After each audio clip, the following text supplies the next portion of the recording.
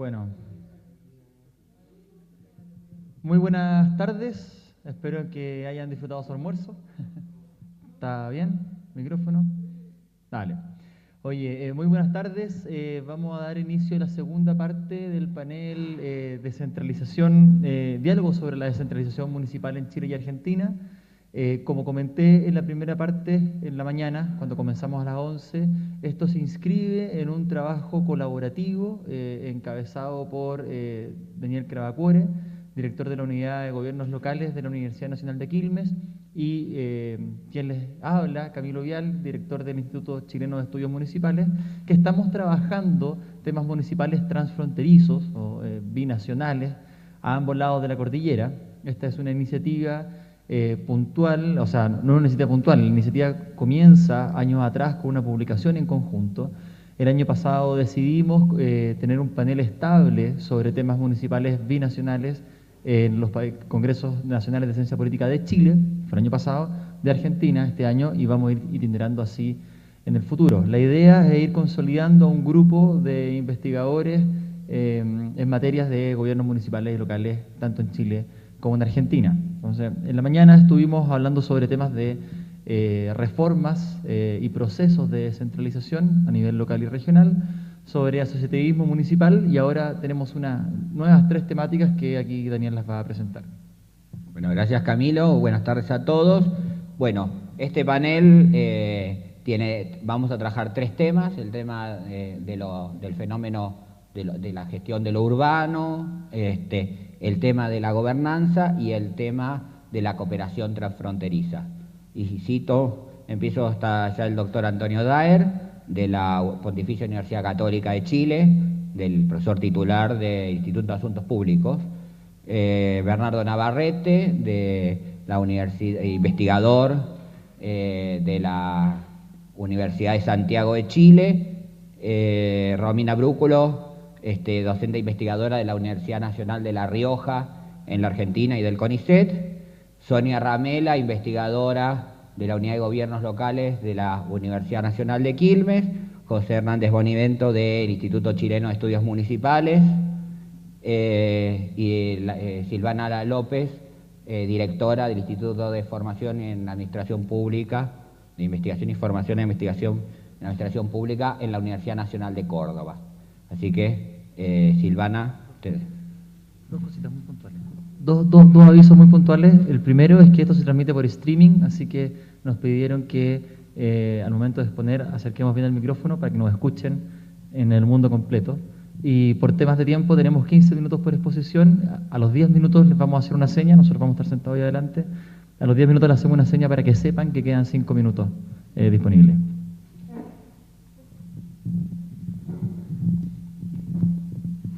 Espero demorar menos tiempo de los 15 minutos. Es difícil a esta hora de la tarde, después del almuerzo, así que agradezco la atención de los que están presentes. La verdad que cuando uno escucha a los anteriores expositores, piensa que la presentación a lo mejor hubiera sido diferente, retomando algunas cuestiones que han quedado planteadas como dudas e interrogantes de experiencias ya desarrolladas en la gestión municipal. En este caso, el título de la ponencia que traje es Gobernanza y Gestión Urbana en las ciudades de Córdoba y Rosario, que son la segunda y la tercera ciudad en cuanto a cantidad de población de la República Argentina, y esto se inscribe, digamos, dentro, ahora con la ruedita,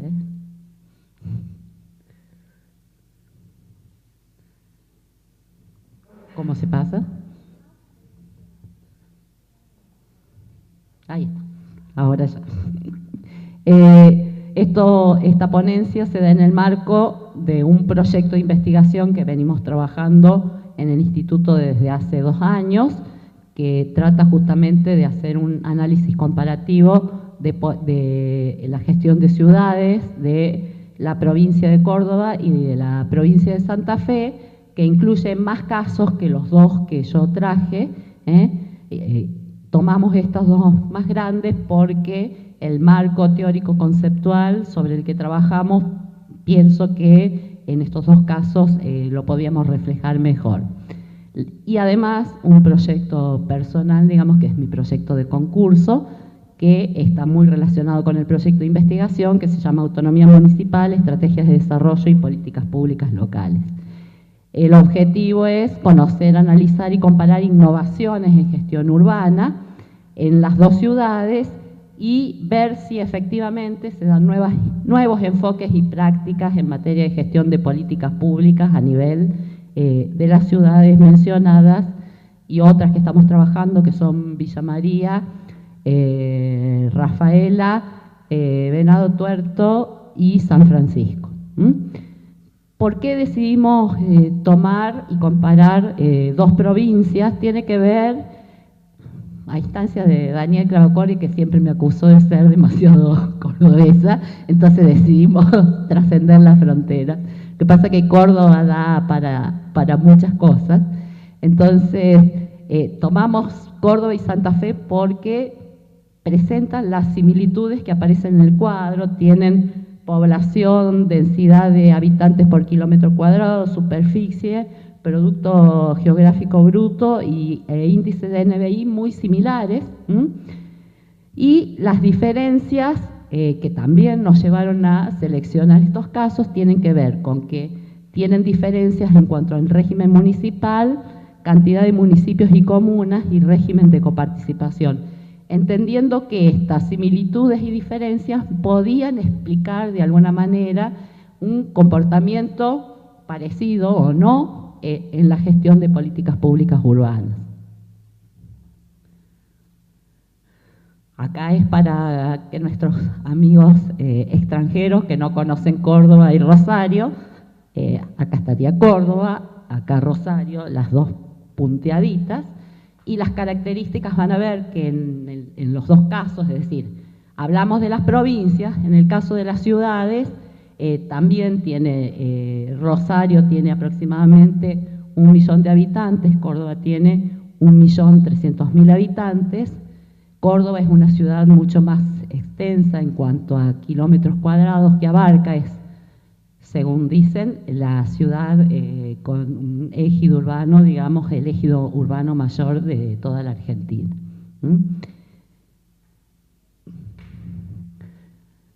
¿Qué nos interesaba ver?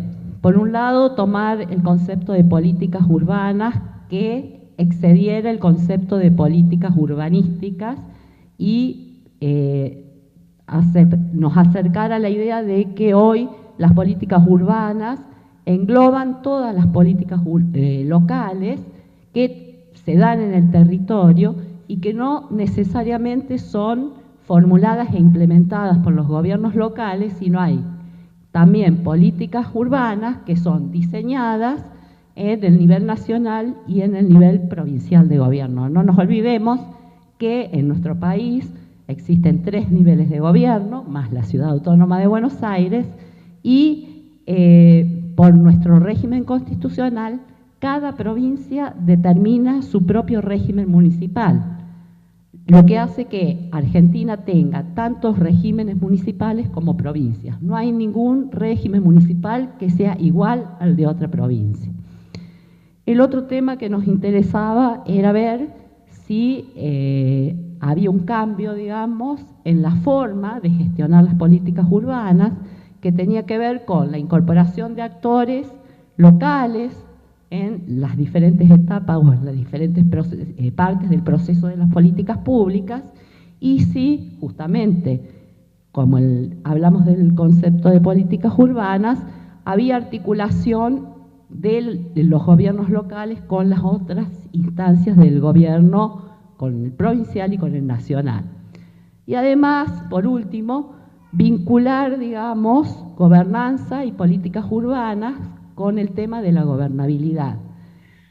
La gobernabilidad entendida como la capacidad efectiva que tienen los gobiernos, no solo de formular políticas, sino de implementarlas y conseguir resultados. Yo no me voy a detener en la descripción del caso, porque Daniel también me dijo que no describiera. Mentira. El tema es que si yo me pongo a describir la descripción yo les cuento qué hay en la ponencia para dejárselo para que lean. La ponencia, digamos, hace una descripción de lo que pasa en Córdoba y en lo que pasa en Rosario, tanto en los marcos jurídicos formales, como en la formulación de políticas, como la estructura organizacional en que esas políticas se gestionan. Muy sintéticamente, les digo, la ciudad de Córdoba, o la provincia de Córdoba, garantiza la autonomía institucional, política, administrativa, económica, financiera de sus municipios, es decir, una autonomía bastante amplia, que es más amplia en el caso de las ciudades, que la autonomía municipal les permite dictar su propia constitución municipal. Santa Fe tiene una constitución, digamos, que data de la última reforma del año 1966. La de Córdoba fue una constitución de avanzada que en el 87, aún antes que la Constitución Nacional, reconoce la autonomía municipal. En Santa Fe la constitución es vieja, los municipios, aún los más grandes, no gozan de toda la autonomía formalmente proclamada a nivel constitucional, y eso, digamos, es una de las cosas que nos interesaba ver. Bueno, si hay un marco jurídico formal que posibilita una nueva forma de hacer las cosas, ¿en qué manera esa nueva forma de hacer las cosas se ve en las políticas concretas? ¿Cuál es otra diferencia que yo la señalé al interior, esto de la declamada autonomía económica financiera de la que refirió, entre otras cuestiones, hoy Mónica, ¿no? Que es lo primero. En Córdoba tenemos una autonomía formal consagrada, en lo económico también. Sin embargo, solo el 20% de los recursos de la provincia son destinados a los municipios. En Córdoba existen 249 municipios y 178 comunas que tienen que cumplir con un montón de funciones propias, las antiguas, el ABL, las descentralizadas en la década del 90 y los nuevos roles que le exige, digamos, el contexto, estas políticas de seguridad, las de desarrollo económico, etc. Toda esa masa debe ser repartida entre 500 gobiernos locales. Mientras que en Santa Fe, que no le reconoce la autonomía, el porcentaje de coparticipación, digamos, es mucho mayor. O sea, no está proclamado formalmente, pero en la práctica cuentan con mayor autonomía en lo económico financiero que los municipios de Córdoba, que sí lo tienen reconocido constitucionalmente. Córdoba, ¿qué tiene, digamos? Un montón de artículos donde obliga al municipio a articular con actores locales, con el gobierno provincial, con los municipios para el funcionamiento del área metropolitana Córdoba. Todo está escrito, todo está en la ponencia. ¿Qué tiene Rosario? No tiene carta orgánica, pero tiene un montón de planes y políticas formuladas donde se prevé expresamente la articulación y la participación de actores locales, privados del mercado, privados sociales, y además está trabajando, planificando como área metropolitana, creando consejos. Y por último, digamos, está el organigrama de las dos ciudades, donde se refleja en cierta medida que, por ejemplo, en Rosario se ha puesto el eje en la gestión, y uno lo puede ver en las políticas de todas las áreas, en un aumento del involucramiento ciudadano en las políticas públicas. Córdoba fue la primera ciudad del país que tuvo una política de descentralización administrativa y que tendía a la participación, y sin embargo, la actual gestión, que se mueve, digamos, dentro de un instrumento que se llama Plan de Metas, que es fruto de la participación ciudadana, lo único que prevé en el tema de participación de los vecinos es mejorar la infraestructura, los servicios y los procesos administrativos. Es decir, una concepción bastante restringida de lo que es participación. En Rosario se advierte la tendencia a conformar redes de políticas, en las políticas de transporte, de desarrollo económico, de la ciudadanía digital, en cuestiones sociales, mientras que en Córdoba aparece la institucionalidad formal, pero no se conforma, es decir, se genera la norma para hacer un plan de movilidad con participación y el plan de movilidad ni siquiera se hace, digamos, queda en ese plano. En Rosario se está trabajando, digamos, mucho más cerca del concepto teórico que tomamos nosotros de políticas urbanas, es decir, vemos que las políticas, los proyectos, los planes y los programas expresamente mencionan qué secretarías, qué actores están involucrados en la política. Si uno va a la Municipalidad de Córdoba, lo que encuentra son las políticas organizadas sectorialmente. Educación, que lo trabaja educación, ambiente lo trabaja ambiente, salud lo trabaja salud, desarrollo urbano no tiene nada que ver con ambiente, etc.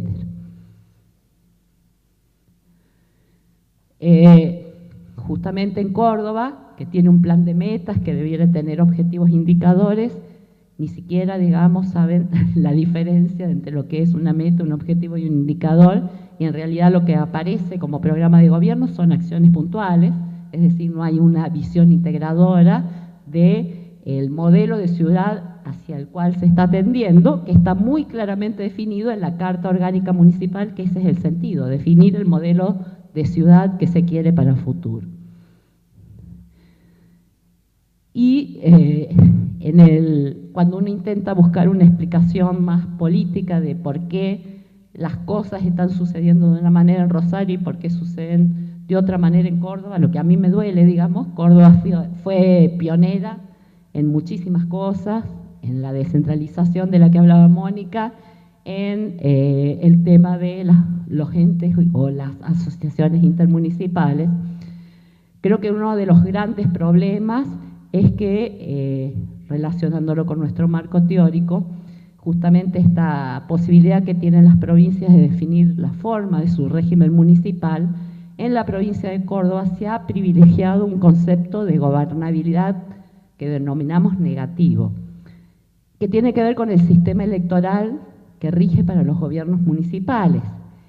El candidato que resulte electo intendente automáticamente tiene en el Consejo Deliberante más de la mitad de los concejales, es decir, gana por un voto y no hay representación proporcional.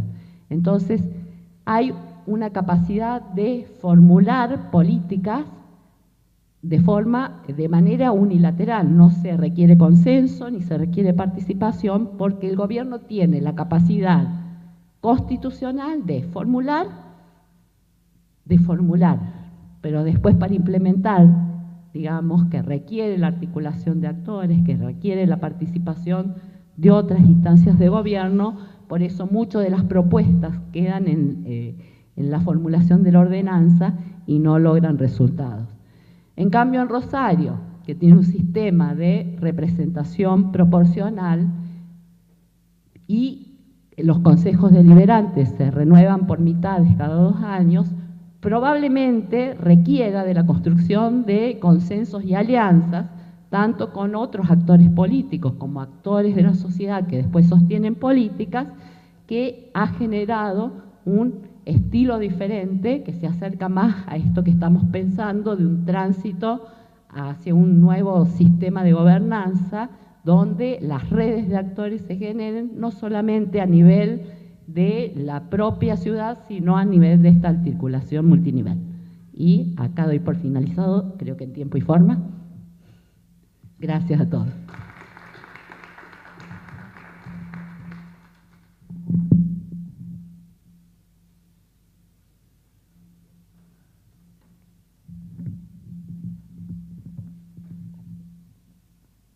Muchas gracias. Mi nombre es Antonio Daer, de la Pontificia Universidad Católica de Chile. Les agradezco la posibilidad de compartir con ustedes y quiero comenzar dando una explicación. por una desinteligencia, culpa mía naturalmente, envié un documento, un paper a Daniel, que es por lo demás un artículo que había ya enviado a la revista Iberoamericana de Estudios Municipales, RIEM.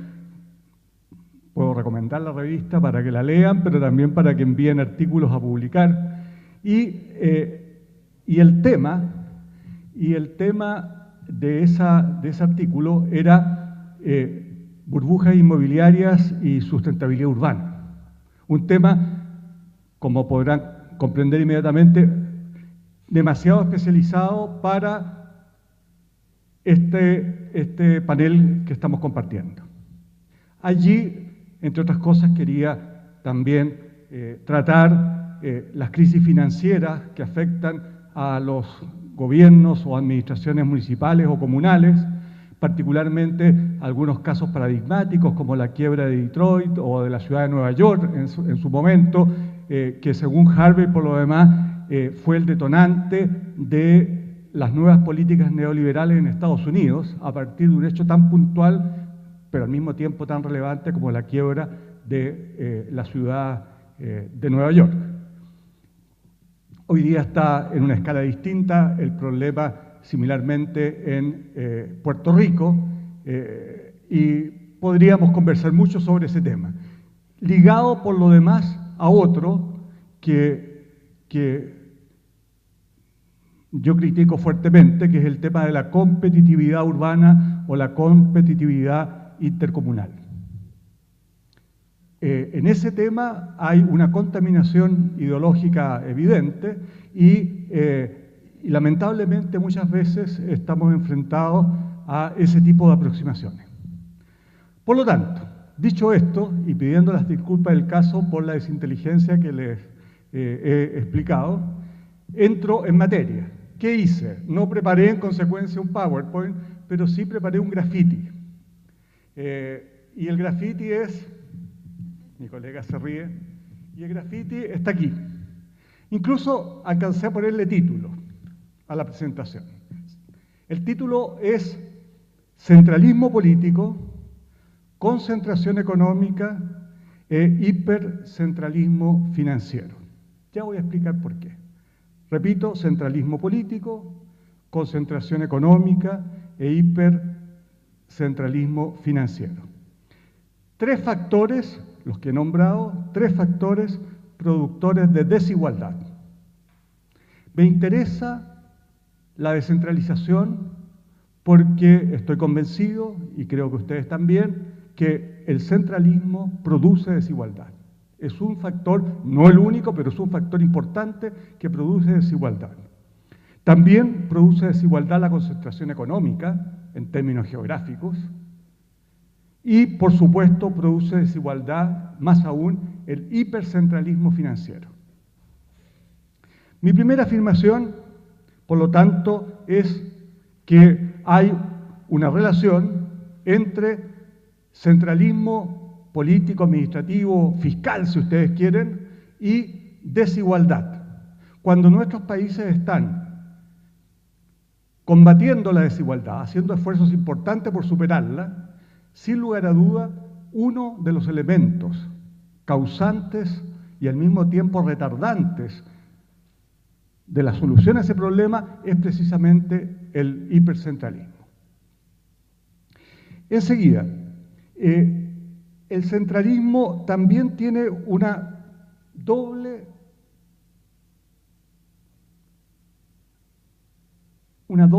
dimensión, una doble contracara, por así decirlo.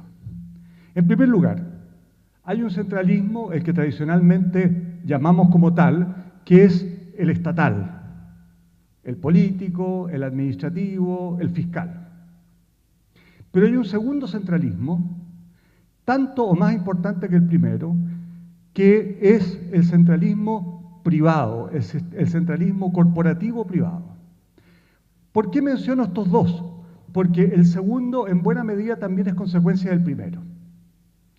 No hay solo centralismo estatal, Y por lo tanto no hay que pensar solo en políticas públicas que busquen descentralizar desde el Estado a las administraciones o gobiernos regionales, comunales, provinciales, dependiendo del país en cuestión, sino que hay que preocuparse complementariamente por lograr también descentralizar al sector privado, descentralizar a las grandes corporaciones privadas. Voy a dar ejemplos después de esto. Este centralismo privado es lo que, de alguna manera, en un artículo que se va a publicar pronto, yo llamo la gobernanza de mercado. Y esa gobernanza de mercado, creo que el título es suficientemente elocuente, no lo puedo explicar más en detalle ahora, esa gobernanza de mercado pesa tanto o más sobre el problema de la centralización y concentración económica acompañada de concentración demográfica, de mercados laborales de trabajo y todo lo que ustedes conocen, pesa a veces más que el solo centralismo estatal. Insisto, no se trata de dos centralismos autónomos, sino que se trata de dos centralismos complementarios.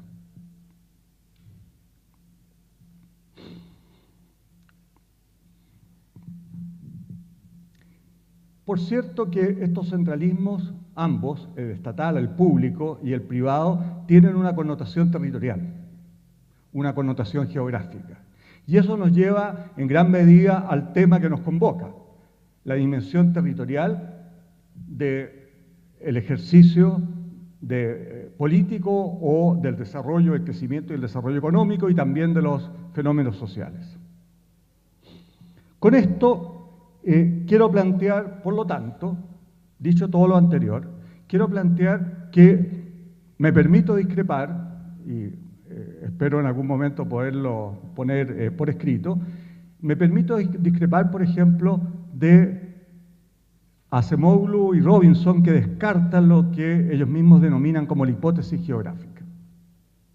Yo creo que la hipótesis geográfica o la hipótesis territorial, como factor de desigualdad, como factor de pobreza, como factor, etcétera, visto en la dimensión crítica, en lo positivo, visto también como insumo de desarrollo, etcétera, etcétera, tiene validez, y no solo tiene validez la hipótesis contraria, que es la hipótesis de la calidad institucional, que es la de Acemoglu. La calidad institucional, planteada como elemento explicativo del buen gobierno y por lo tanto del crecimiento y del desarrollo derivados del buen gobierno, es, en mi opinión, una hipótesis superestructural, completamente contraria a la tradición filosófica de corte más materialista, según la cual, ¿no es cierto?, los elementos causantes no son precisamente los superestructurales, sino que esos son más bien consecuencias.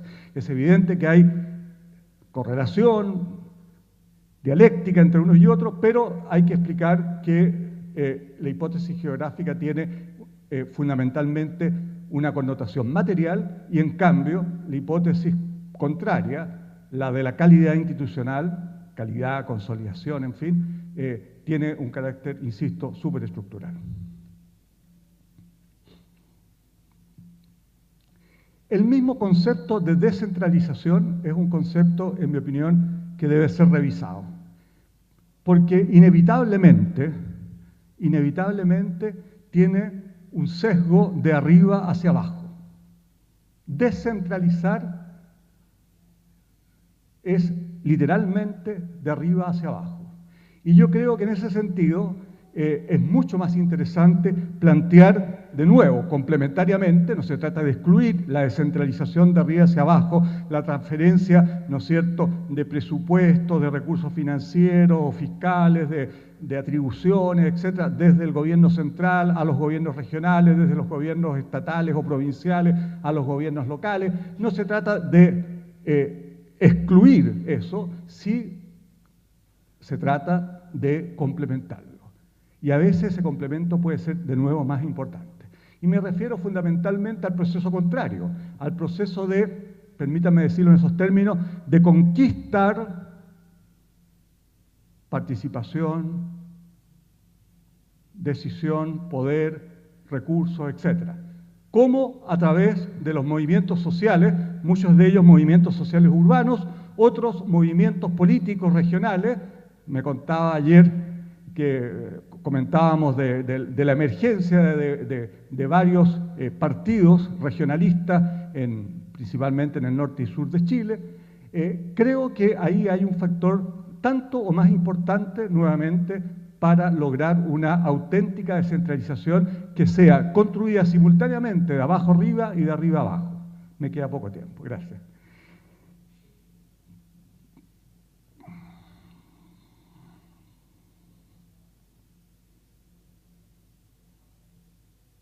En este último sentido, también personalmente soy crítico, no tenemos tiempo para especificarlo ahora, pero soy crítico del excesivo fraccionamiento, ya sea municipal o regional.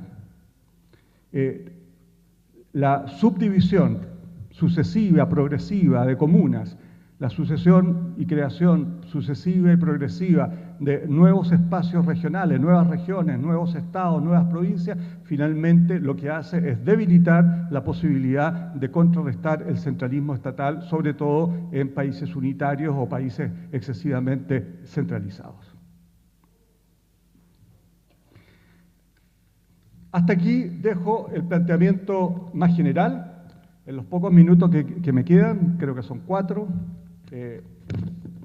me voy a referir a una forma específica de centralismo que es la que se deriva de las políticas macroeconómicas que se definen precisamente en los gobiernos centrales.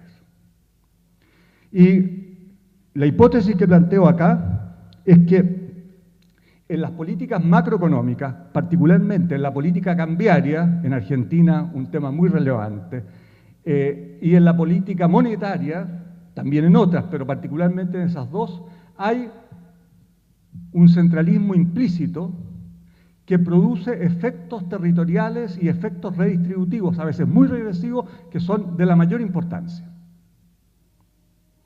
En Chile, por ejemplo, las políticas naturalmente de desregulación, de flexibilización cambiaria y las políticas monetarias han generado un dinamismo territorial enteramente opuesto. Desde la implementación del modelo neoliberal en Chile, lo que se ha desarrollado fuertemente es el norte del país, las regiones y las comunas del norte del país, no todas, unas más que otras, y en cambio se ha frenado el crecimiento económico, el dinamismo económico, laboral del área centro-sur del país. Hay casos extremos. La región que más crece es la región de Coquimbo, La Serena. La que menos crece es la región de Magallanes. Cuando digo la que más y menos crece, 50% más de crecimiento, medido en términos de participación en el Producto Nacional, tuvo la región de Coquimbo y 50% menos de aporte al Producto Regional en los últimos 40 años en la región de Magallanes. Situaciones polares. La segunda región más dinámica en términos de producto, Antofagasta, por razones obvias, el cobre, y la tercera recién la metropolitana. Y de hecho el producto de la región metropolitana se reduce en varios puntos porcentuales en los 40 años de implementación de estas políticas macroeconómicas. ¿Por qué estoy hablando de este tema? Porque las políticas macroeconómicas terminan reasignando, alterando los precios relativos territorialmente. Cuando tenemos un cobre en la cumbre del superciclo de los commodities, lo logramos a costa de tener precisamente un dólar barato y por lo tanto una menor competitividad en los demás sectores económicos. En cierta medida, con todas las adaptaciones del caso, la enfermedad holandesa puesta en Chile.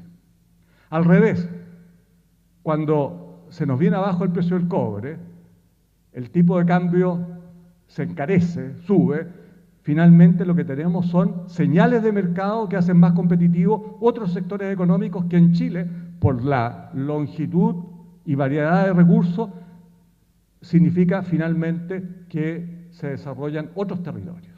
Por lo tanto, hay una reasignación de recursos Eso a su vez reasigna el empleo, reasigna incluso la conmutación laboral y termina redistribuyendo territorial y socialmente las ventajas competitivas dentro del país. Hay un estudio del Banco Central de Chile, está disponible en el sitio web del banco, que demuestra que la política monetaria homogénea es discriminatoria territorialmente.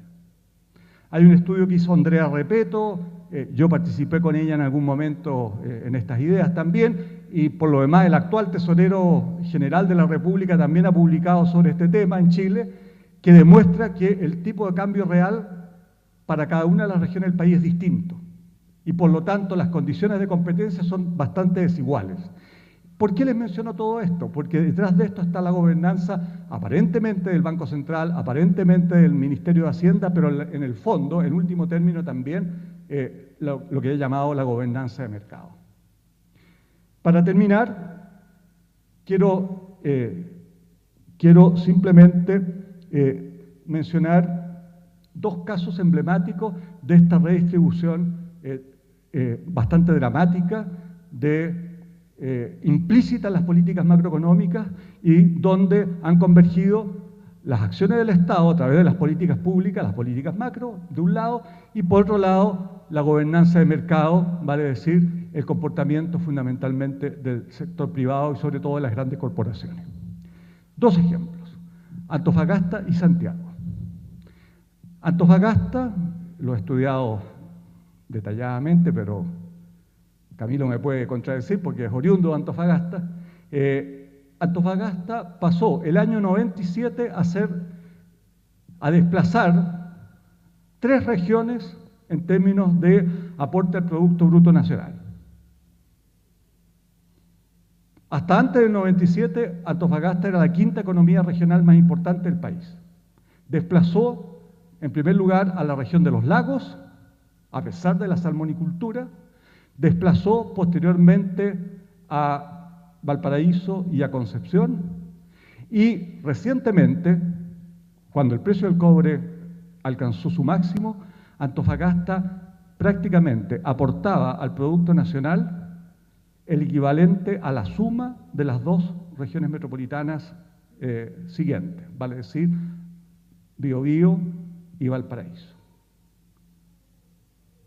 ¿Y esto qué significa? Esto significa 400 y tantos mil habitantes, población estimada, significa el ingreso per cápita que algunos ya nombraba hace algún momento atrás, aunque sea nominal, significa que tenemos una metrópoli emergente en el norte grande de Chile, significa que la región de Antofagasta se ha convertido en la 2ª economía más importante del país y que lo que sucede en esa región no solamente afecta a sus habitantes, a sus autoridades locales, sino que afecta a la economía del país en su conjunto, afecta al presupuesto fiscal, afecta a los planes redistributivos en términos sociales.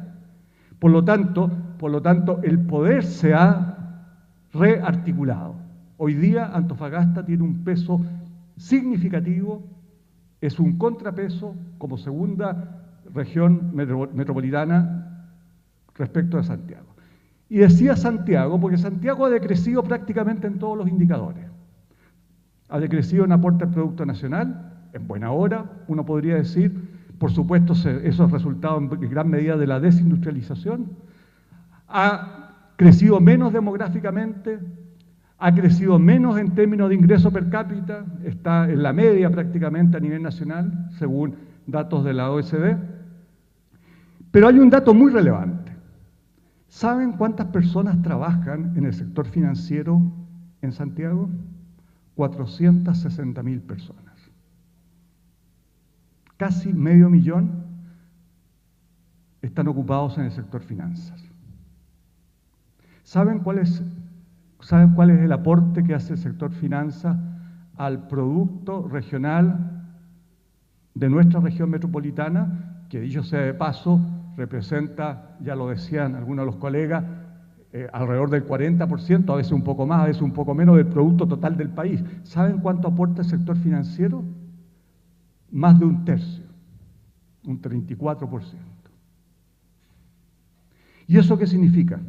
significa que en la región metropolitana, a pesar del menor crecimiento económico, a pesar del menor crecimiento demográfico, etcétera, etcétera, se ha concentrado lo que yo llamaba en el título de esta presentación el hipercentralismo financiero. En Antofagasta, la segunda región económicamente más importante de Chile, el sector finanzas representa apenas el 1% del producto y el nivel de empleo es marginal. En Santiago, 1/3 del producto regional, cifras oficiales del Banco Central, 460.000 empleados, 500.000 de personas en el sector financiero.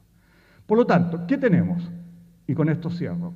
Tenemos entonces un hipercentralismo político que no ha variado tanto, y yo creo que la presentación que tú nos regalaste en la mañana es la que mejor informa de las posibilidades que tenemos. Podemos ser, no sé si optimistas o pesimistas, pero al menos algo realistas en esto. Tenemos una desconcentración económica de la economía real en términos geográficos.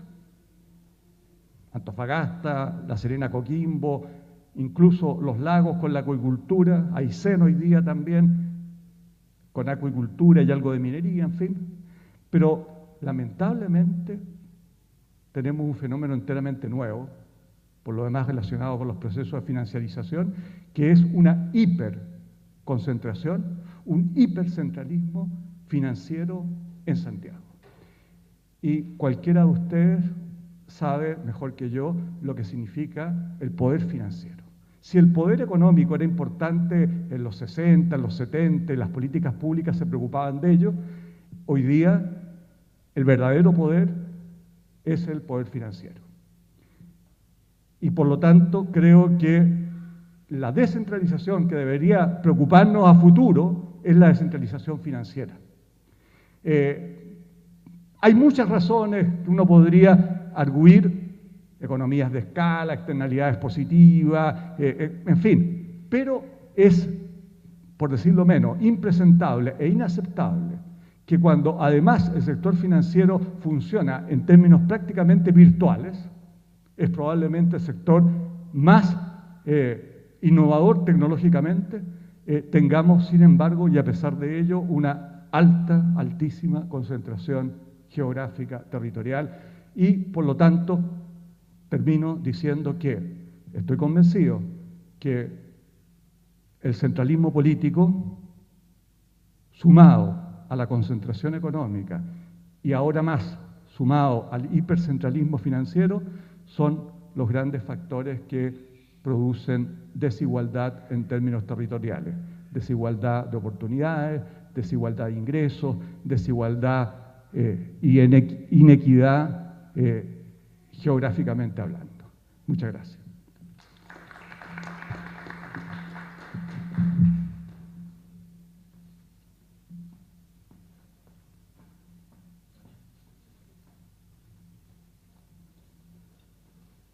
Bueno, iniciamos el segundo de los temas de la tarde, temas de gobernanza, con Sonia Ramela de la Universidad de Quilmes.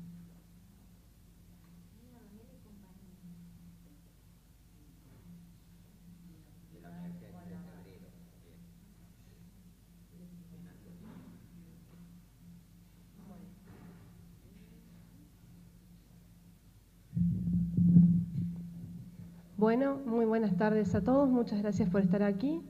Mi ponencia va a ser bastante breve. Vamos a hacer un paneo general respecto a lo que es la gobernanza en Argentina principalmente. Para tener, digamos, una noción y recordar lo que era gobernanza, mínimamente lo que interesa es destacar que tenemos enfrente distintos niveles de articulación entre distintos actores, donde el rol del Estado es central en este nuevo tipo de regímenes. Ya no es un Estado donde tiene que supuestamente implementar todo desde arriba, tomando las decisiones él mismo, sino que tiene que tratar de coordinar y de acordar con distintos actores sociales. Se supone que hay distintos actos, hay autores autónomos, son de distinto peso y sobre todas las cosas, digamos, tienen capacidad de alguna manera de representar a los demás actores que conforman el espectro y capacidad de tomar decisiones. ¿Qué pasó en Argentina? Bueno, respecto a la gobernanza, toma mayor protagonismo sobre todo la participación ciudadana y la transparencia en el nivel local, ¿sí? Obviamente, digamos, con la reforma constitucional del 94, con la puesta en valor de los municipios, es decir, esto de jerarquizar a los gobiernos locales dentro de lo que es las reformas constitucionales que propiamente después se fueron dando, el tema del acercamiento con el vecino pasa a ser algo importante. Entonces, otra de las cuestiones que uno podría destacar es que, si bien la situación de los gobiernos locales es muy heterogénea dentro de lo que es la República Argentina, sobre todo, como decían anteriormente los expositores, hay más de 20 regímenes municipales. Con la gobernanza también tenemos, respecto a lo que es la participación ciudadana, un espectro bastante amplio, no solamente en desarrollo normativo, sino también en rendimiento de los instrumentos que se utilizan. No voy a entrar en mayores detalles, pero si uno quisiera tratar de ver, digamos, de qué manera se podría articular la participación ciudadana en la transparencia, mínimamente debería mirar algunas normativas provinciales, como por ejemplo las constituciones y las leyes orgánicas municipales. De alguna manera, si uno quisiera hacer un rastreo de los principales mecanismos, por una cuestión de espacio están todos puestos y no solo algunos, podría decir que entre las cuestiones más reconocidas, los mecanismos más reconocidos entre los gobiernos locales y que son exigidos a ellos, son la iniciativa popular, las consultas populares y en muchos casos también lo que tiene que ver con los referéndums y la revocatoria de mandato, ¿sí? Bien. Sin embargo, digamos, en los últimos 20 años lo que uno ha encontrado es que otros instrumentos de participación ciudadana y de transparencia también se han ido implementando de distinta manera. Y ahí tenemos algunos de los que también han sido reconocidos. Por ejemplo, los presupuestos participativos, que es uno de los programas que más se ha fomentado en este último tiempo.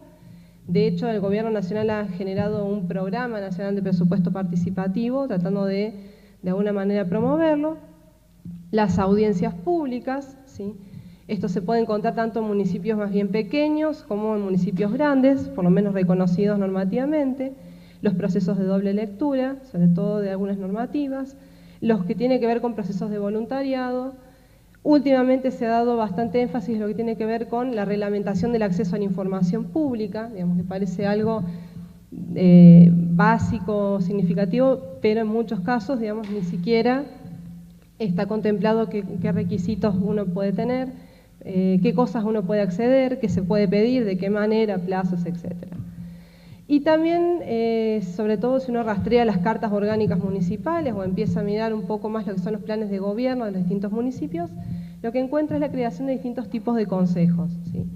Por lo general, si uno mira las leyes orgánicas municipales, los consejos que de alguna manera a priori se le exigen a los municipios están vinculados con los de representación de base territorial, entiéndanse los que son centros vecinales, comisiones vecinales o distinta denominación, pero es el mismo tipo de actor, y las bancas del vecino, ¿sí? Bueno, algunas de las cosas que uno podría ver haciendo un rastreo, una primera búsqueda a lo largo de lo que han sido distintas fuentes normativas, sitios web y demás. Uno ha encontrado más de 60, 70 municipios que registran al menos alguna legislación propia, ¿sí?, respecto de lo que es la participación ciudadana y la transparencia en la administración pública. Ahí, por ejemplo, dijimos, bueno, lo que es provincia de Buenos Aires, puse dos ejemplos completamente diferentes. Uno es el caso de Morón. ¿Por qué lo elegí Morón? Porque es uno de los municipios que conforma el área más metropolitana de la zona de Buenos Aires. Obviamente, digamos, por una cuestión de régimen municipal, la provincia de Buenos Aires no pueden tener cartas orgánicas municipales, por eso dice Carta Orgánica Municipal, y tiene una variedad de instrumentos, o sea, tiene reconocido el presupuesto participativo que se ejecuta, las audiencias públicas que cada tanto se implementan, tiene regulada la pauta oficial en términos de transparencia, cosa que es poco común, sobre todo a nivel local. Hay aproximadamente 3 municipios en todo el país que efectivamente tienen una ordenanza de reglamentación de la pauta oficial, el acceso a la información pública y también tiene lo que se llama las defensorías del pueblo, ¿sí? En el caso de Lanús, un municipio del sur también, Tiene algunos más, audiencias públicas, presupuesto participativo, banca del vecino, además, etc. ¿Qué es lo que estamos queriendo mostrar de alguna manera con esto?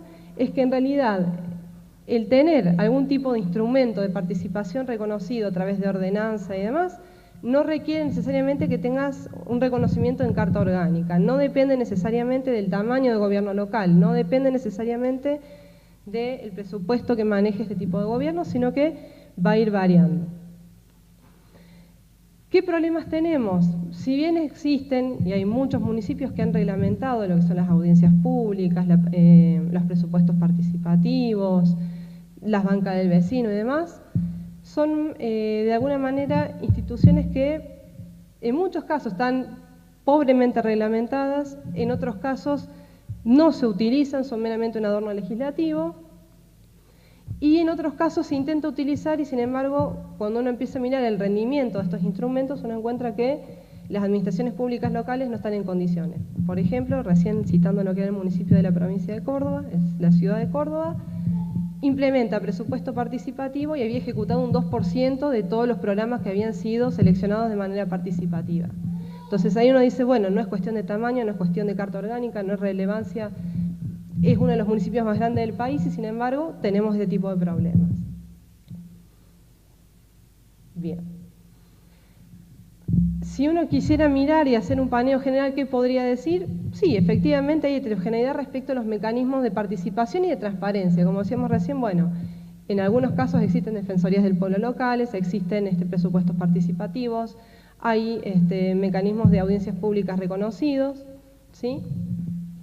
En términos de legislativos, sí, hubo avances, habría que ver después de cómo está reglamentado, qué tipo de avances hubo, cuáles son mejores, cuáles son peores, pero en definitiva, digamos, a lo largo de estos últimos 20 años los gobiernos locales han ido desarrollando sus instrumentos legales para al menos tenerlos contemplados. Sin embargo, ¿qué es lo que ocurre? Bien, la participación ciudadana que es muy baja, sobre todo en aquellos instrumentos que requieren de participación más permanente, como puede ser un presupuesto participativo, apenas se alcanza el 1% de la población total de los municipios, ¿sí? Y esto obviamente también trae aparejado que la participación es más bien consultiva. Recién yo decía, bueno, existe un montón de instrumentos de participación ciudadana reconocidos muchas veces. Y en una de las notas, revisando las notas periodísticas, era noticia que después de 2 años se implementaba la banca del vecino en un municipio, ¿sí? Entonces eso muestra también del uso y el sentido y el para qué de, por ejemplo, un instrumento como la banca del vecino, ¿sí?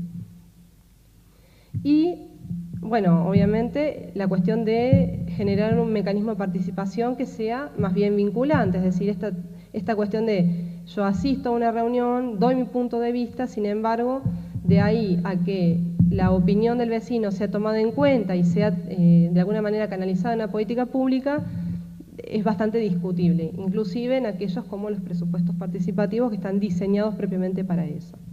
Esto lleva al carácter consultivo de la participación, que hay una diversidad de instrumentos.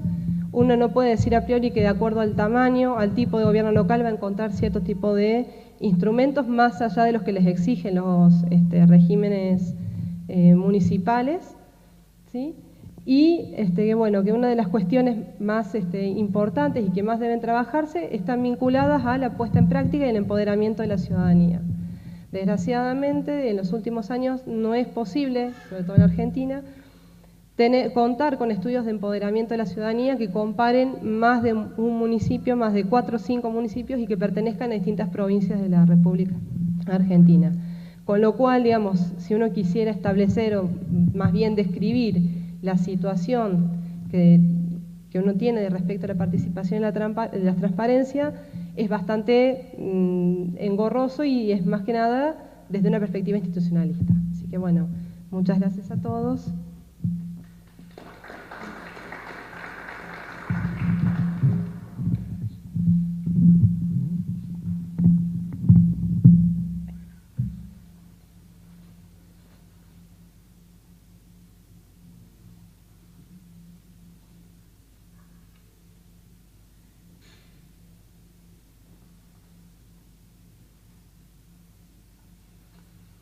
Muy bien.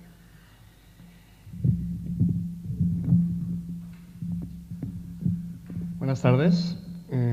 Bueno, mi nombre es José Hernández. Yo trabajo en el Instituto Chileno de Estudios Municipales. Soy colombiano y tengo que hablar sobre Chile, así que espero que los colegas chilenos después no caigan encima mío sobre críticas. Tengo permiso, gracias. Vale, vamos a hablar sobre gobernanza local en Chile. Me parece interesante, sobre todo ahora, justo después de la presentación de Sonia, puesto que el caso chileno es bastante diferente, ¿no? Al opuesto prácticamente al caso argentino. Bueno, definición de gobernanza, ya se ha mencionado antes, es básicamente está basado en la interacción, la idea de un gobierno por interacción. Okay. La idea de un gobierno por interacción, ¿esto qué significa? Significa básicamente que el Estado se convierte en cabeza, un primus inter pares, el cual logra articular todas las cuestiones de manera de tener mayor información de parte de la ciudadanía y de esta manera también tener mayor información para generar políticas públicas y para gestionar todas las cuestiones del Estado. Y el mayor aporte, bueno, aquí hay una lista bastante amplia de autores que trabajan en todo el tema de la gobernanza, es un tema bastante amplio, nosotros lo tomamos más por el lado de la interacción y su mayor aporte, como digo, es la centralidad esta en la que no es solamente el gobierno el que actúa, no es solamente el gobierno o el Estado el que genera absolutamente todo, sino que es el Estado el que articula, tiene más la idea de un director del barco, pero un barco que necesita de gente que esté en la cocina, de gente que pesque, de gente que reme. Entonces, es más la idea de una interacción en la búsqueda por un beneficio común, un beneficio público entre todos. ¿Para qué? Claro. Esto lo voy a saltar porque en realidad es un poco más teórico y tenemos poco tiempo, pero básicamente la idea es que haya una retroalimentación constante con la ciudadanía, que la ciudadanía se empodere al mismo tiempo de sus propios derechos de participación por la práctica, a través de la práctica, y que el Estado tenga mayor información de primera mano, de manera que tenga cómo diseñar estrategias vinculadas a las prioridades de la comunidad, básicamente. Además de la formación de consensos y este tipo de cuestiones. ¿Por qué gobernanza a nivel local? Esto viene mucho de la idea también de la descentralización, básicamente con una idea que trabajan en Cataluña, en la Escuela de Cataluña básicamente, que trabajan de la idea de la proximidad administrativa, donde la administración que está más cercana al ciudadano es la municipal o la local, y en este sentido tiene mayor capacidad para entablar interacciones con la sociedad. Esto es en teoría. De esta forma podría obtener mayor información y podría recuperar muchas cuestiones. Y está basado básicamente en dos puntos. Una es incrementar la legitimidad por medio de la participación ciudadana de las acciones del Estado, me refiero, de las acciones de la administración pública al mismo tiempo. Y la otra es mejorar las acciones estatales a través de esta interacción. Puesto que ya se empiezan a definir entonces puntos específicos, puntos prioritarios, y eso lo hace más eficaz, y además se busca la colaboración entre sectores de manera que se alcancen estos objetivos de manera colaborativa. Esta es como la base central de la gobernanza en el nivel local. Vamos a ver, ya el centralismo chileno creo que ha quedado bastante establecido en todas las presentaciones, y además esta me la robé de una presentación de Camilo, entonces la voy a pasar rápidamente, pero es solamente para entender que en el caso chileno el centralismo es bastante marcado. Pero aún así, el centralismo chileno tiene dos cuestiones, o el sistema chileno tiene dos cuestiones que fueron relevantes dentro de esta revisión, todas estas. Esto hace parte de una investigación que venimos desarrollando desde el instituto, en toda la línea de gobernanza local, la cual estamos haciendo un levantamiento de trabajo sobre esto. Entonces, una de las cuestiones que nos llamaba la atención en primera instancia es la fortaleza burocrática de los gobiernos locales. Es una cuestión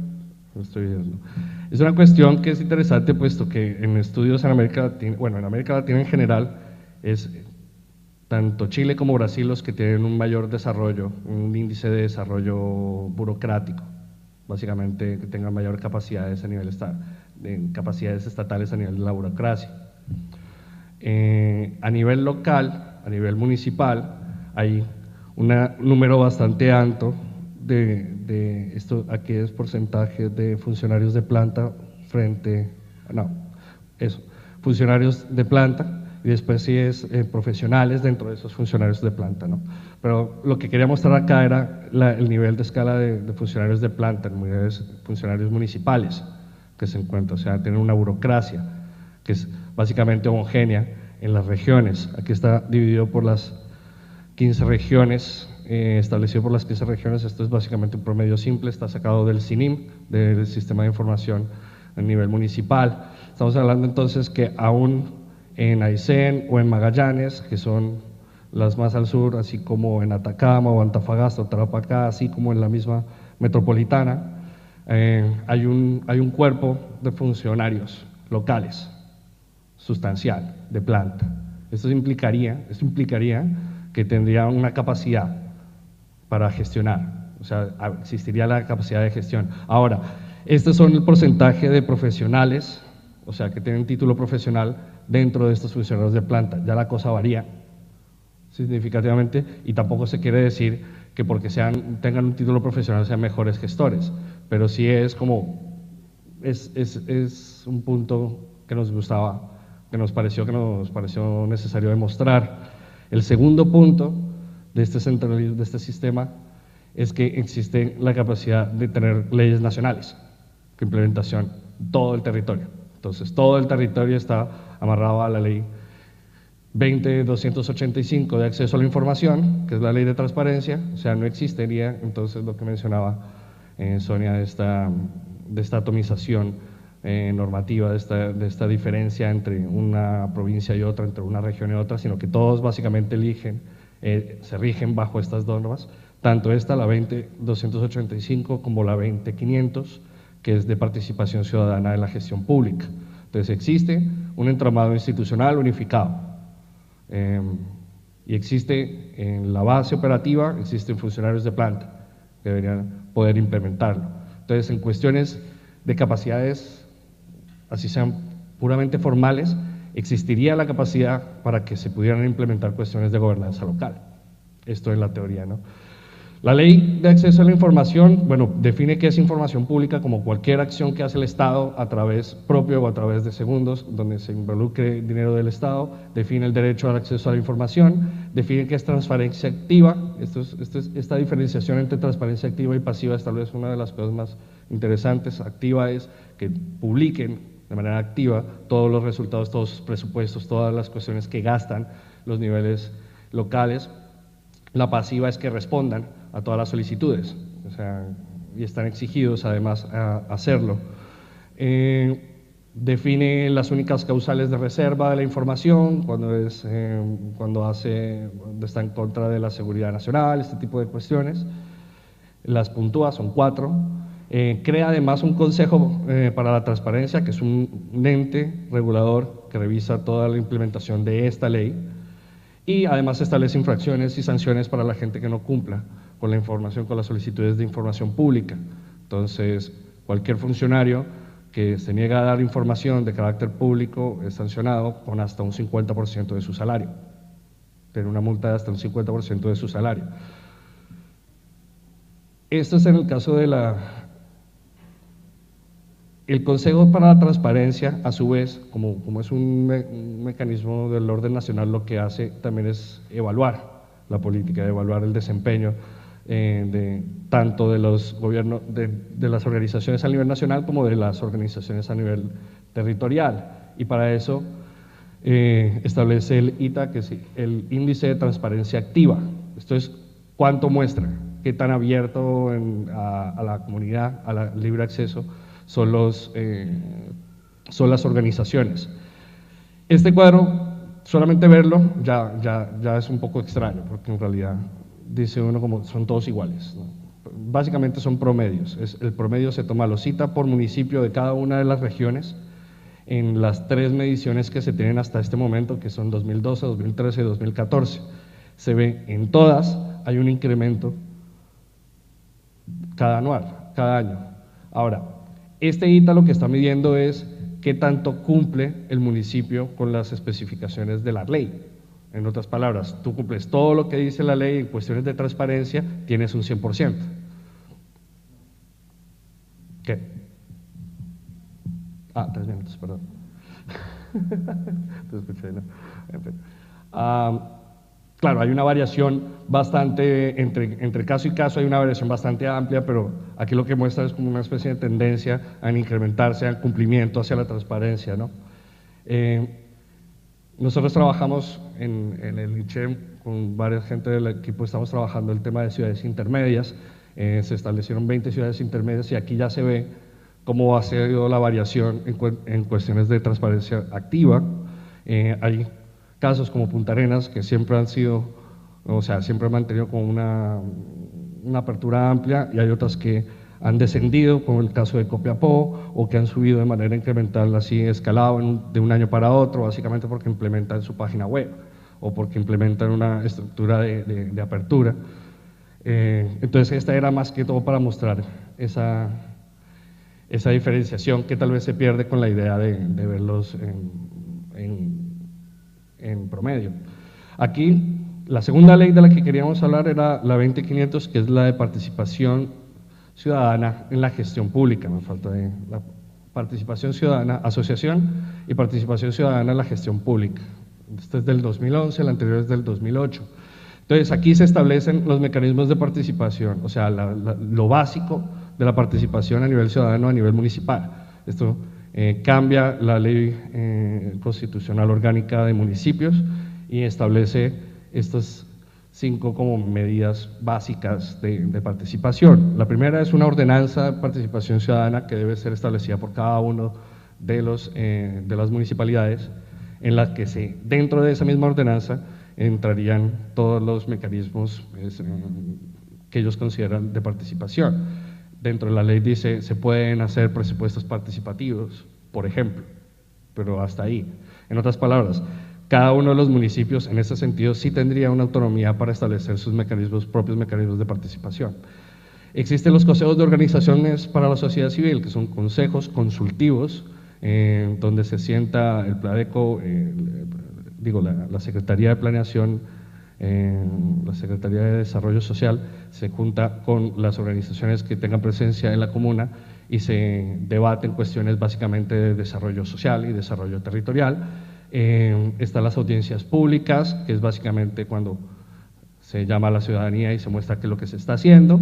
Oficinas de información, reclamos y sugerencias, que esto es ya básicamente atención al público. Y por último, plebiscitos comunales. Estos plebiscitos comunales, yo he intentado revisar, he encontrado 4 plebiscitos que se han realizado.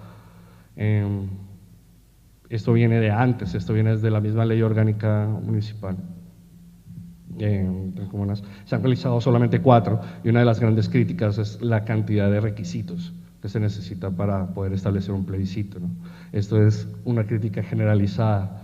Entonces, después de revisarlos, se habían detectado ciertas características. Primero, hay un protagonismo de las organizaciones de la sociedad civil. Esto es más como a nivel casi corporativo, se habla con la sociedad, no tanto la ciudadanía, sino con la ciudadanía organizada. El diseño, toda la estructura es top-down. Toda la estructura es top-down, lo cual también implica una dependencia de la voluntad política del alcalde de implementar estos mecanismos de participación, porque no existe penalización. O sea, evidentemente no existe, como sí existe en la parte de transparencia, que te pueden dar una sanción por no entregar información. Si tú no implementas un mecanismo de participación, la verdad es que no existe tampoco una forma de medir ni de hacerlo cumplir. Son de carácter consultivos, esto es una cuestión no solamente de Chile, tienden más a la atención al ciudadano, como es el caso de las oficinas, y los mecanismos vinculantes, como son estos plebiscitos, son muy complejos de hacer. Nada más quería terminar mostrando algunas cuestiones estamos aquí como fijándonos únicamente como en el gobierno, pero también quería dar una visión sobre lo que está pasando en la gente. Estos datos son preguntas que se sacan del Latinobarómetro. Esto es 2008, 2010, 2012, donde se pregunta, bueno, ¿qué prefiere usted? ¿Un gobierno donde haya más participación de las personas o un gobierno de mano dura, ¿no? Siendo mano dura el más oscuro. Entonces, hay una mayoría, no tan amplia como uno quisiera, pero es por encima del 60% que considera, ya está, ¿no?, que considera que es mejor la participación. Cuando se les pregunta la pregunta esta clásica de ¿es la democracia la mejor a excepción de todas las demás? La gran mayoría también, y ha sido estable durante estos años, considera que la democracia es así. Ahora, cuando se les pregunta cuándo han participado, dónde han participado, o sea, en qué han participado, la respuesta de nunca he participado es por encima del 90% en reuniones municipales y se ha mantenido más o menos estable desde el 2008 hasta el 2014. Las juntas de mejoras municipales por encima del 70%, y la única que se ha visto de alguna forma reducida es el resolver problemas de la comunidad, la única que se alcanza a reducir.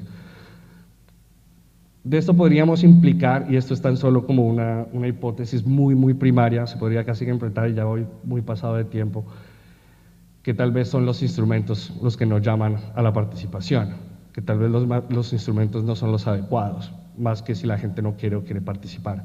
Ahora, como conclusiones, me tomo la estructura de Koyman acerca de gobernanza, organizativo a nivel de organizaciones, institucional de leyes, a nivel normativo, más un deber ser de valores de la gobernanza.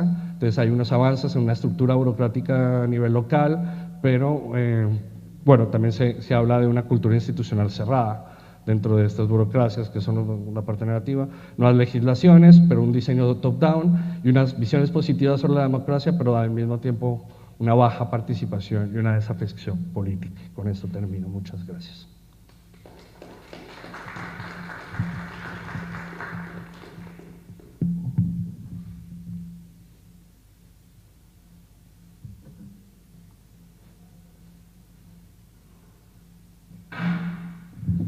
Profesora Brúculo.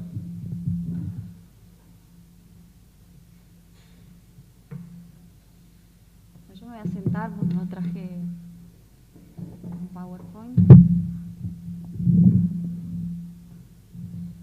Bueno, y el tema para presentarles, me presento, vengo de la Universidad Nacional de La Rioja, trabajo puntualmente el caso de las relaciones y la cooperación fronteriza entre Argentina y Chile, pero sobre todo desde la interacción de las regiones y provincias argentinas en lo que se conoce como comités de integración, que son instituciones que fueron creadas a partir del Tratado de Paz y Amistad de 1984 y que después fueron creciendo y fueron aceitando los vínculos y la interacción, y a partir de las cancillerías también se fueron dotando de un reglamento de actuación que permite que desde que fueron creados, esto es el más viejo, que es el de Cristo Redentor en 1987, hasta la actualidad posean encuentros regulares donde convergen, ¿no?, las autoridades tanto de las regiones chilenas como de provincias argentinas a lo largo de nuestras más de 5.000 kilómetros de frontera que nos une y que también un poco nos separa en términos, bueno, geográficos. Pensaba justamente que como yo trabajo más en nivel de las unidades subnacionales de lo que son regiones y provincias, era pensar que como se han institucionalizado tanto a partir no solamente del Tratado de 1984, sino después del tratado que firmaron y suscribieron, el Tratado de Maipú, Bachelet con Cristina Fernández de Kirchner en 2009, y han generado toda una lógica de funcionamiento regular, como decíamos, de reuniones plenarias, de encuentros donde participan tantos el sector privado, es decir, representantes de las cámaras industriales, comerciales, los gobernadores, también se convoca a intendentes, jefes comunales de ambos, de las provincias que integran los distintos comités de integración era pensar cómo impactaban dentro del tratamiento de estos comités que tienen agendas muy amplias el caso de los gobiernos locales. Esto es pensándolo y desde ahí lo comienzo a problematizar en términos de las categorías más teóricas, es decir, en términos de estas nuevas diplomacias o paradiplomacia o diplomacia multinivel, como asume distintas denominaciones, pero que tiene que ver con las relaciones internacionales o la inserción internacional y la cooperación entre unidades subnacionales, en este caso de Argentina y de Chile. Pensaba justamente, y el análisis se va a centrar en tomar una muestra que serían el completo el universo completo, que son 8 comités de integración que funcionan. Esto es, comités de integración, pensemos, después lo pueden ver ustedes en el paper, porque ahí los menciono todos y cada uno. Es decir, el del extremo norte es el NOA Norte Grande y el extremo sur es el Comité de Integración Austral. En el medio tenemos, pensemos, integración austral, integración de los lagos, comité de integración Las Leñas, que queda al sur de Mendoza, y el comité Cristo Redentor, Agua Negra, Atacalar y bueno, el que mencioné recién, NOA Norte Grande. Estos 8 comités poseen un funcionamiento y una estructura interna que se organiza en comisiones y subcomisiones y algunas mesas que también tratan en esas reuniones plenarias con sus participantes esta agenda cada vez más heterogénea, más compleja, que ha ido añadiendo distintos temas que al comienzo, pensemos a fines de los 80, principios de los 90, que es en la mayor, digamos, los que se van a crear, digamos, en los años que mayormente se van a ir creando estos comités que van a ir trabajando y van añadiendo estos temas. Queríamos analizar puntualmente el caso de la inserción de la temática de los gobiernos locales en estos comités, el tratamiento y si están estructurados dentro de sus propias funciones y de su propia organización. Para eso se analizaron todas las actas desde el año 2005 al año 2015. Esto es para ver cómo impactaba el tema, si estaba integrado en algún tipo de comisión especial, con qué asiduidad también participaban los alcaldes o intendentes de argentinos y chilenos en esta lógica.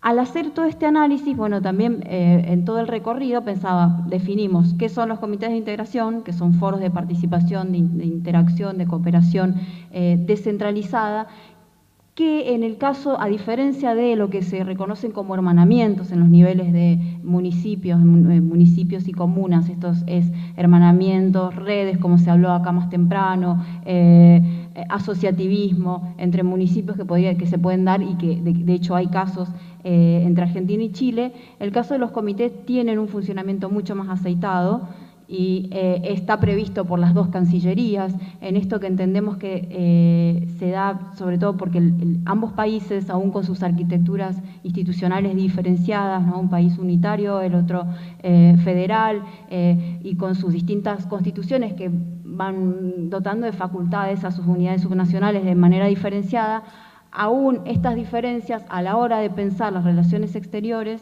sus cancillerías poseen, digamos, el núcleo duro pasa por las decisiones de los poderes centrales, ¿sí? Aún en el caso argentino, con la descentralización que hemos visto que es muy heterogénea porque cada provincia también posee un régimen diferente, sus propias constituciones y facultades delegadas por el gobierno de la nación. Esto que nos permitió ver que a lo largo de todas las reuniones, esto que se conoce como descentralización internacional, cooperación internacional descentralizada, es bastante débil en el tratamiento de los comités de integración, que sí han sido dotados de esta reglamentación interna, que vienen acompañados por los representantes de ambas cancillerías, que son quienes son las autoridades institucionales que coordinan estos encuentros, pero que en la hora de la convocatoria, digamos, no hay una presencia profunda de la temática de los gobiernos locales.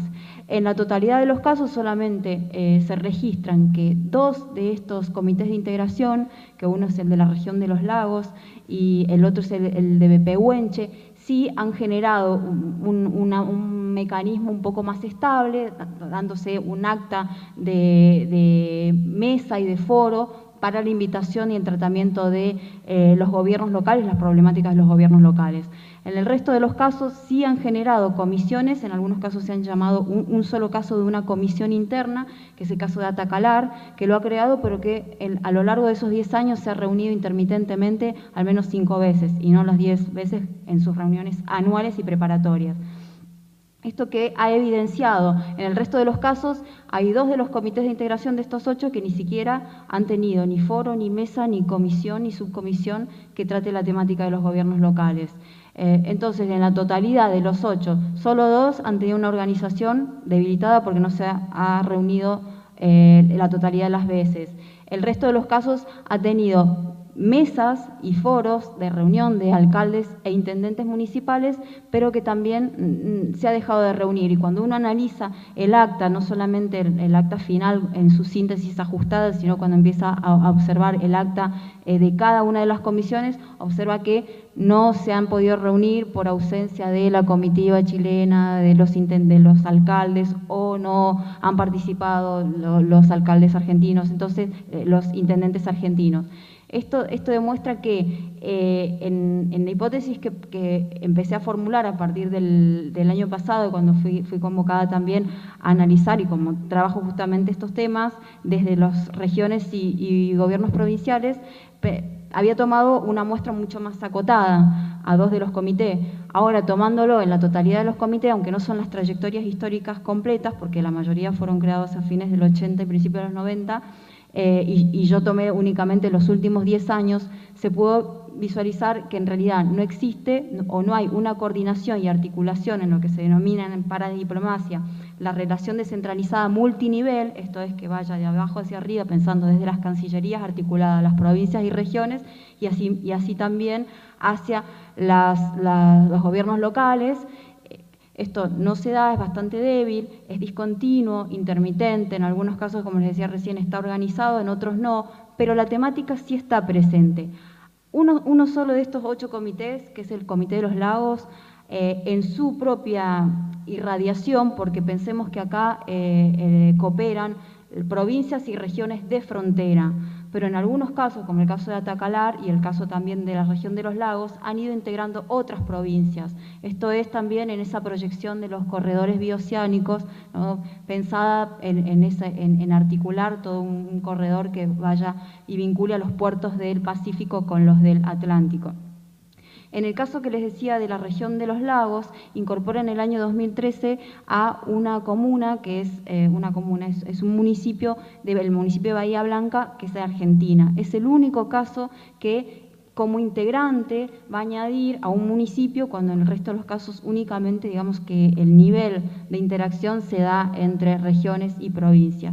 Esto que demuestra, como decimos, hace muy poco sucedió esto, que es en 2013, en el resto de los casos no se da. Así como reflexiones, digamos, para observar, no hay una integración gradual de estos temas de descentralización. Esto tiene que ver con las arquitecturas, institucionales, los poderes que concentran en sus cancillerías las decisiones. Inclusive la misma participación de las provincias argentinas y regiones chilenas no tienen capacidad de decisión, es decir, no son sujetos de derecho internacional público, es decir, solamente se reúnen para hacer lobby, gestionar, por ejemplo, la pavimentación, la finalización de distintas obras de infraestructura, los pasos, solicitar a sus cancillerías el tratamiento de determinados temas, priorizar algunos, pero uno observa cómo en cada uno de ellos hay ciertas actividades económicas, porque acá participa el sector privado, que tienen mucho más relevancia, por ejemplo, el caso de la actividad minera en varios de los comités que tienen provincias y regiones mineras, donde va la Cámara de la Minería, donde se tratan cuestiones que después positivamente son tratadas por las cancillerías, sino que el caso de los gobiernos locales está prácticamente ausente.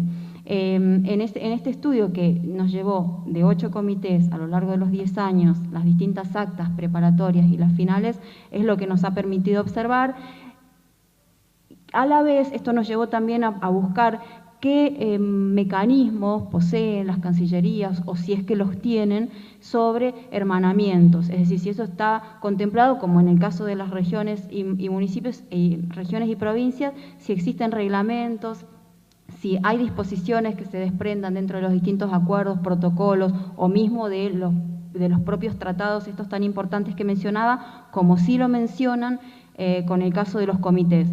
En este caso está ausente, casi todos los hermanamientos se producen más por convenios, que después también sucede, como en el caso que menciona que menciona Daniel en sus trabajos, también se da esa intermitencia y después desaparece. Es decir, se crea un convenio, terminan la gestión, la administración de un intendente. Por ejemplo, el último de los casos que habíamos observado estaba contemplado en una de las actas que en 2014 se crea un convenio entre la Municipalidad de Las Heras, que es de acá de la provincia de Mendoza, con la comuna de los Andes chilena. Pero esto quedó casi, digamos que como una nota muy pequeña en una de las actas, ni siquiera dentro de los foros que atienden al caso. En casi todos esos foros que yo les comentaba que interactuaban alcaldes e intendentes de Argentina, casi todas se han tendido a asimilar a otras comisiones que son de autoridades de frontera. Entonces hay mesas de diálogo político dentro de esos comités que son los que tienden a absorber la participación y la representación de los representantes locales.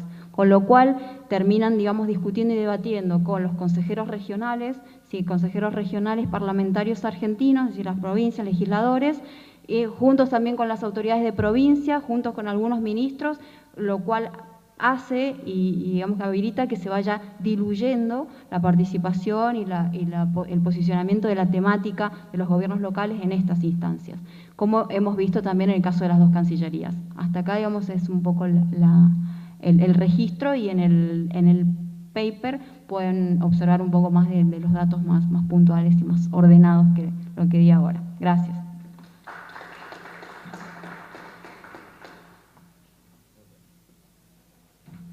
Doctor Bernardo Navarrete.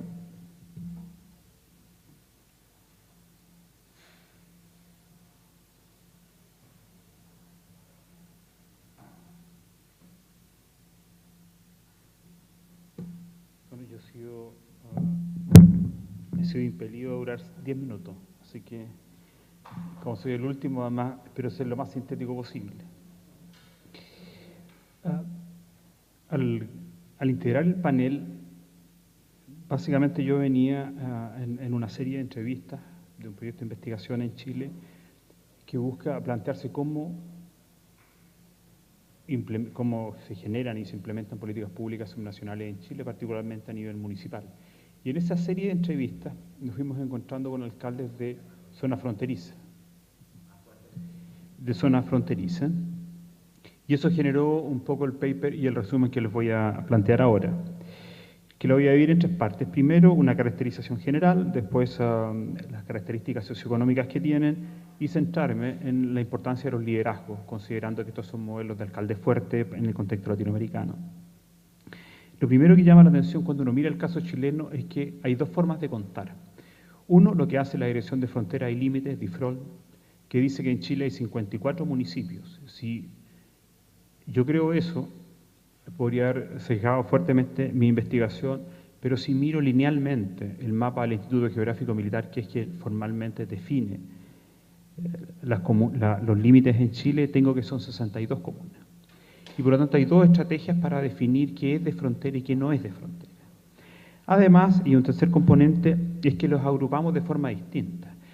Tal vez el programa más relevante que tiene Chile de agrupación de comunas, de zonas aisladas, por su situación económica, llama la atención que en este proceso llamado CIDES, más del 50% sean comunas de frontera, que por sí mismo nos generan la pregunta si tengo un programa nacional de ayuda focalizada hacia comunas socioeconómicamente precarias, ¿por qué no lo tengo hacia comunas de frontera donde son más del 50% de quienes componen esta política específica?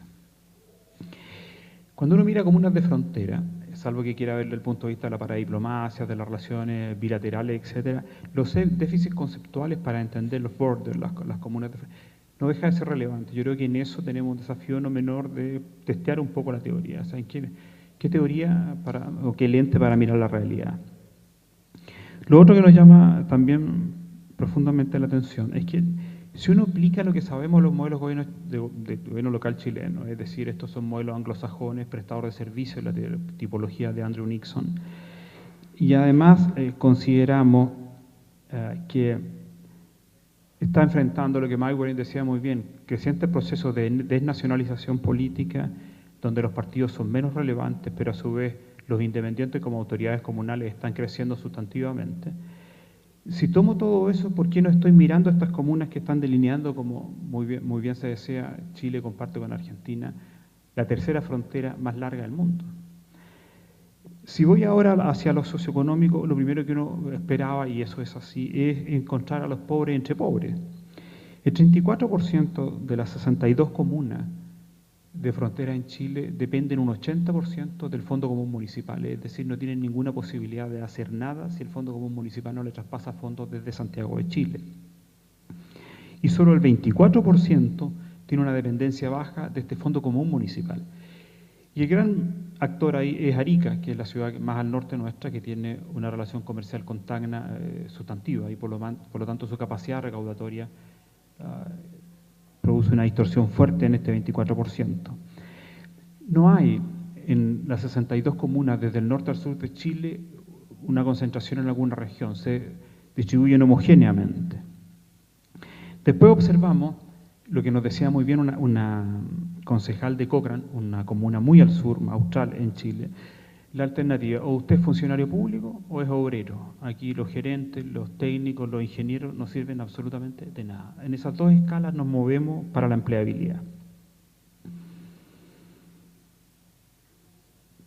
Algo que empezamos también a observar, porque estamos en una etapa básicamente descriptiva, ¿no? Tenemos un problema de déficit teórico para ir a la etapa explicativa, es que el 34% de las comunas de frontera en Chile, su población tiene un 10% de población indígena, que duplica y triplica el promedio de población indígena en el resto de las comunas del país. Y por lo tanto es muy interesante tomarlas y seleccionarlas para ir a avanzar y explicar qué pasa ahí. Después, si uno quiere mirar los liderazgos, que es un tema que en lo personal hemos trabajado mucho en Chile, uno puede decir que en general de los 62 comunas, quienes más gobiernan son alcaldes independientes. La izquierda casi no existe y la distribución está básicamente hacia alcaldes de derecha y alcaldes de partidos de centro. Y por lo tanto, la incumbencia respecto de ese proceso no guarda ninguna relación con el rol que puedan tener los alcaldes en los procesos negociadores. En Chile, normalmente los procesos de negociación se producen entre dos coaliciones y en Santiago de Chile.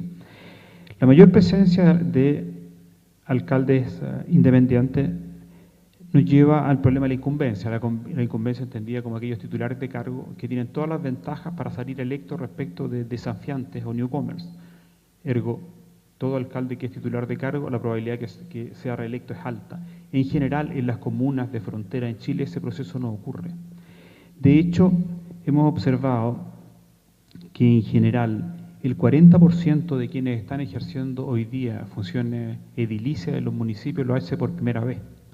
Y solo existe un caso de un alcalde que ha permanecido como tal desde 1992. La tendencia es a la alta rotación que nos plantea una pregunta de investigación no menor. Y situaciones un poco relevantes sobre gobernanza y gobernabilidad es Arica. Ustedes saben que Arica, no solamente por su potencial económico, su situación geopolítica, tiene una característica bastante peculiar. El grueso de su alcalde, su exalcalde y 2/3 del consejo están encarcelados, digamos. Y una de las cosas que uno mira fuertemente son los procesos de corrupción en comunas en los cuales el Estado o los déficits de estatalidad pudieran eventualmente estar presentes. Si uno toma, y para ser hipersintético y terminar mi presentación, ¿qué viene después de esta descripción? ¿Hacia qué explicaciones? Primero, la necesidad desde la academia de proponer una política específica que salga de las políticas destinadas a zonas aisladas y que se concentre en zonas fronterizas. Y después, plantearnos si podemos proponer o contribuir a la propuesta de una política específica hacia comunas de frontera, ¿qué debería considerar ese proceso? Y ciertamente yo diría que estamos en el minuto exacto porque, ustedes saben, en Chile todas las elecciones municipales son un año antes de las elecciones nacionales, al Congreso y las presidenciales, y por lo tanto este es el minuto de poner la agenda de problemas municipales. Lo que no se ponga entre este y el próximo año va a tener que esperar 4 años. Eso, gracias.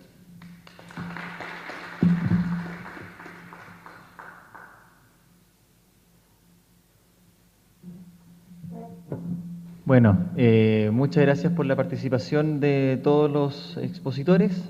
La verdad es que se nos cumplió el tiempo, nos están pidiendo la sala ahora mismo porque viene un panel en esta misma aula, así que al menos lo que a mí respecta les agradezco vuestra presencia y también vuelvo a enfatizar algo que decíamos al comienzo de la jornada, que el objetivo primario de esto, después podemos hacer algunos comentarios probablemente de las ponencias como tal, quizás afuera, porque no nos va a dar mucho tiempo, pero el objetivo primario de esto es justamente construir esta red de investigadores en temas locales, en las diversas líneas temáticas que van surgiendo en torno a él, y no solamente juntarnos una vez al año, como lo estamos haciendo hasta ahora, sino que además avanzar en publicaciones conjuntas, en libros conjuntos, en publicaciones en revistas de corriente principal conjuntas, y un poco la instancia de eso es que nos conozcamos, que conozcamos nuestras caras, los temas que estamos trabajando cada uno de nosotros, a fin de generar esta sinergia de colaboraciones a uno y otro lado de la cordillera. Si bien, como hoy día nosotros lo vimos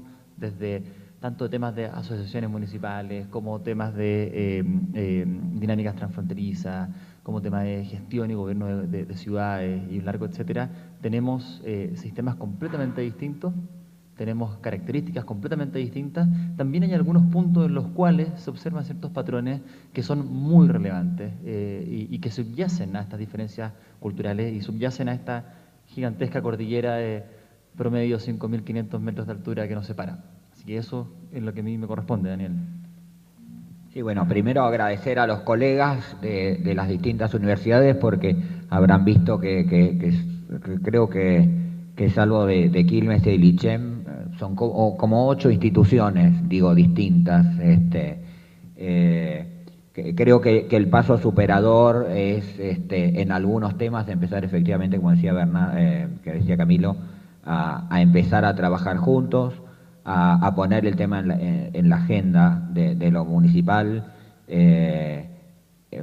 Yo mismo le estaba comentando ahora a algunos que el tema está en sociedad civil, digamos, no está en los gobiernos. Esto me parece que sí que es claro que en los gobiernos estos temas no está, pero sí está en los gobiernos locales, básicamente en los de frontera, con la caracterización que hizo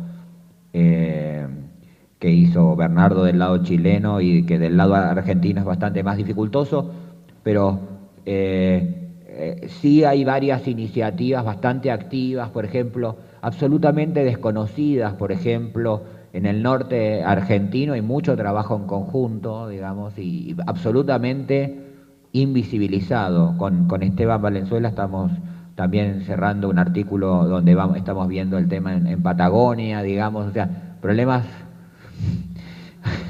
Esto es como un aviso, esto como que regaláramos a los que soportaron los 2 paneles se llevan una revista de regalo. Entonces me da la impresión de que hicimos 2 y de que tenemos que ir ajustando. Yo hoy hablé con el presidente de la SAP para obviamente que inclusive puede ser en el tema municipal de seguir ampliando a otros colegas que les interese, de más instituciones chilenas, de más instituciones argentinas, y también a lo mejor en otros temas que están involucrados dentro del campo de la ciencia política, que no sean estrictamente el gobierno local, pero que tengan puntos de contacto con nosotros, digamos, como para seguir incorporando. Entonces me parece que por lo que sabemos, lo que yo trabajo diariamente con Camilo, digamos, por vía electrónica, la necesidad de que cada uno lleve la idea de seguir profundizando y de ver cómo se van construyendo redes más cotidianas, ¿no? En temas de ciudades, en el tema territorial transfronterizo, en asociativismo intermunicipal estamos sacando un libro con Camilo, digamos. Entonces me parece que por este lado va. Agradecerles mucho el interés en este tema, y bueno, muchas gracias. Y acá hay algunos ejemplares de la revista Iberoamericana de Estudios Municipales, que es también un emprendimiento del Instituto Chileno de Estudios Municipales, del cual yo soy editor, que es la revista hoy de doble referato ciego en temas municipales estricto, que hay en América Latina y bueno, y invitarlos a publicar si quieren. Cerramos el 24 de agosto el número 12 ya de la revista. Así que los que tengan interés aquí tienen ejemplares. Y agradecerle ahí que llegó el doctor Enzo Completa, nuestro crédito del municipalismo acá en Mendoza, con su buena tesis sobre asociaciones de municipios aquí en Mendoza. Agradecerle a Enzo que vino sobre el final. Gracias a todos.